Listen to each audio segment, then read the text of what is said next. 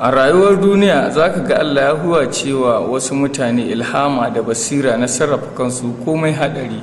Hakan ne ya ja hankalin mutane da suka halarci wannan bagire da ma filin duniya labari.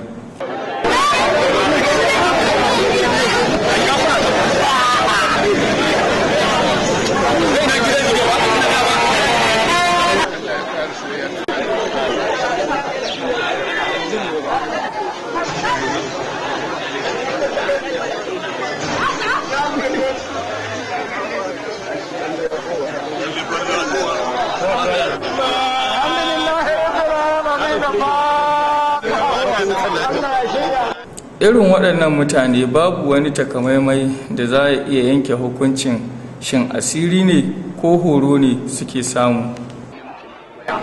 Ya tun lokacin da muka koyi wannan wasa lokacin Buhari muke koya.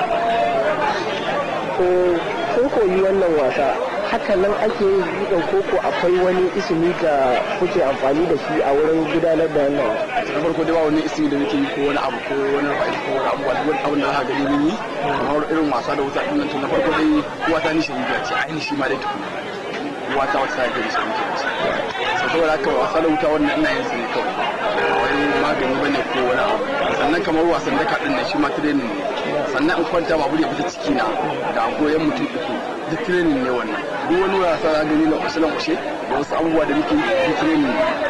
To daga cikin wasannin da na kai wannan horo na san ba na matsoraci ba ne, tunda idan akwai wata hikima tattare da wasan wuta da kundumbala to daka a bisa ciki fa.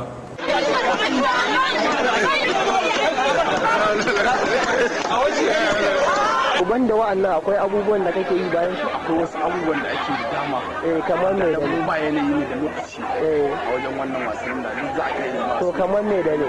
Wanda ya ga haka buga da babur da cikin mu ba haka sannan muna yin ɗaurin ɗaya mutum guda a kaina kowa ya haure ni kowa ya haure ni sai wani ɗaurin auren dan ya riga ya kurace mana ne mu zama ɗaya. Mata sun daka, bari mu ga maza za su daka ya yarda.